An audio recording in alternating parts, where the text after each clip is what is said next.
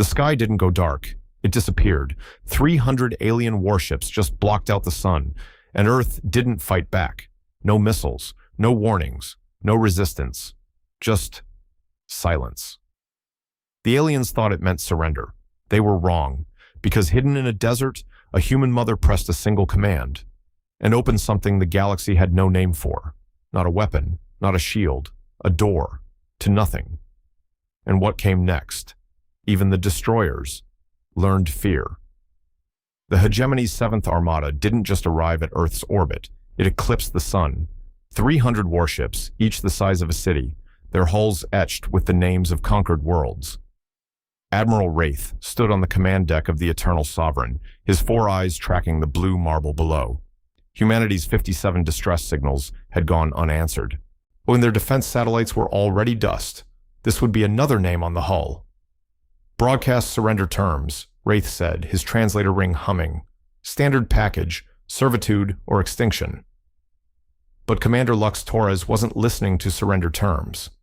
She stood in the Nevada desert, 3 miles from humanity's last secret, watching her daughter's goodbye message for the 9th time.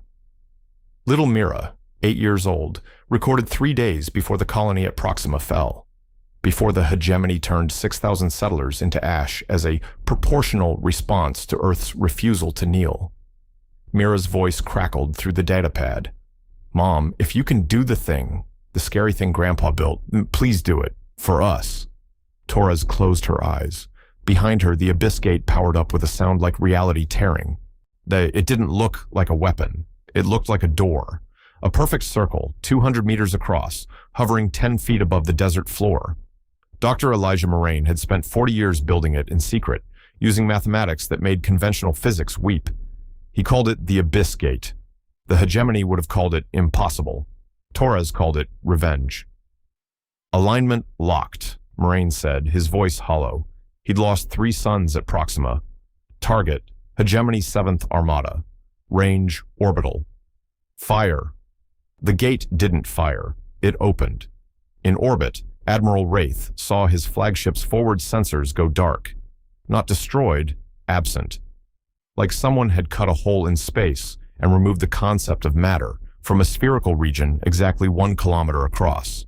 The Eternal Sovereign's bow simply wasn't there anymore. Atmosphere screamed out into vacuum. Wraith's secondary eyes barely registered the hole before the gate opened again, and again, and again, 12 times in 8 seconds. 12 perfect spherical voids, 12 Hegemony capital ships suddenly missing their centers, their crews, their weapons. Not destroyed, deleted. Torres watched the orbital display, watched the Hegemony's perfect formation collapse into chaos. She felt nothing. That scared her more than the weapon. "They're repositioning," Moraine reported, adapting to the sky above Nevada split open. Wraith had done what humans couldn't predict. He'd fired blind. The Hegemony's hammer protocols reserved for world killing. If you can't win, make sure they can't either. 27 kinetic impactors, each carrying the explosive yield of Earth's entire nuclear arsenal, descended on pre-calculated trajectories. Marked Los Angeles, Shanghai, Mumbai, Berlin. Torres had 4 seconds to decide if humanity deserved to survive. She pointed the gate up. What happened next would be debated for centuries. The Abyss Gate opened 27 times simultaneously, something Moraine swore was mathematically impossible. Each impactor met a perfect spherical void in space, falling into nothing, vanishing into whatever screaming dimension the gate led to. Except one impactor didn't vanish completely. It came back, from a gate aperture that opened directly inside the Eternal Sovereign's reactor core. The impactor, traveling at 0.08 light speed, arrived before its own shockwave. The flagship converted to plasma in a fraction of a heartbeat. The explosion took 43 surrounding ships with it. Torres stared at Moraine. Did you? No. His hands shook on the controls. The gate is learning. It's routing, optimizing. The Hegemony's remaining ships broke formation. Not retreating, running. Their fastest engines screaming as they burned away from Earth, from this impossible species that had turned their own weapons into boomerangs through folded space. But the gate was already tracking them. Torres should have stopped it, should have shown mercy. But she kept seeing Mira's face in the playback, kept hearing 6,000 voices that would never call home again. "Let it work," she whispered. The abyss gate opened one final time, not a small aperture, a maw, 300 kilometers across, positioned perfectly in the fleeing Armada's path. They couldn't stop, couldn't turn. Momentum and panic carried them forward into the dark.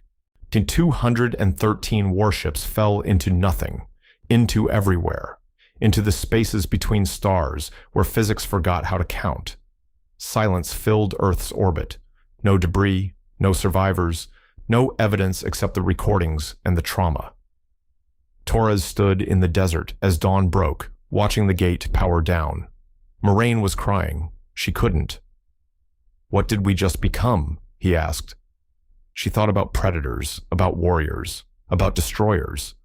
The Hegemony had names for all of them, had fought them for millennia, had protocols and doctrines and battle-tested strategies. But humans weren't any of those things. They were the species that built a door to nowhere and weaponized absence itself. They were the ones who'd smile and wave hello before erasing you from existence. They were the thing that made the void blink.